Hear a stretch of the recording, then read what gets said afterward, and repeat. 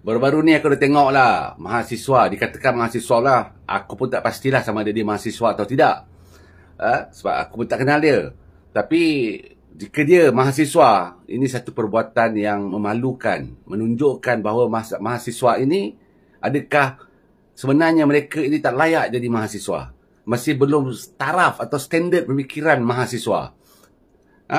Sebabnya, kalau aku tengok tajuk, anti rasuah. Yang dia bakarnya gambar Perdana Menteri. Perdana Menteri yang mana tak pernah ada satu kes rasuah pun yang terbabit dengan beliau ataupun yang beliau lakukan. Tak ada. Sampai sekarang tak ada. Tapi kenapa dia perlu bakar gambar Perdana Menteri? Yang ambil tindakan terhadap perasuah ataupun merasuah ataupun perasuah ni semua adalah daripada SPRM ataupun PDRM ataupun jabatan-jabatan yang berkuasa. Yang apa kena mengena dengan Perdana Menteri? Jadi aku rasa perkara ini perlu diambil tindakan dengan tegas. Sebab ini menunjukkan kegagalan pengajian tinggi untuk mendidik pelajar-pelajar yang di bawah tanggungjawab beliau.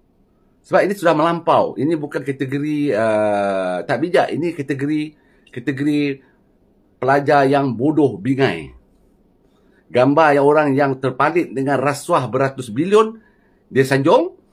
Gambar orang yang tidak pernah ada kes rasuah pula yang dibakar. Ini apa motif sebenarnya ni?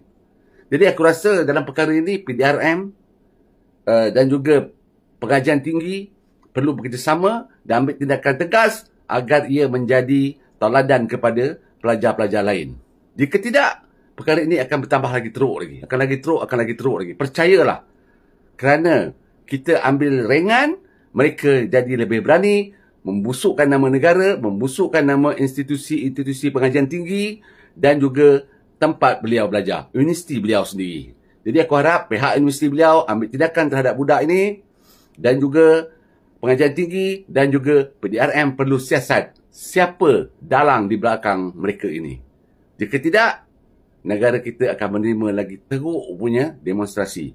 Sebab selagi tindakan tak diambil, mereka akan bertambah berani sehingga menjadi terlalu biadab dan kurang hajar.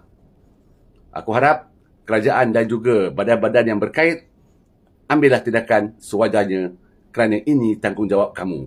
Assalamualaikum.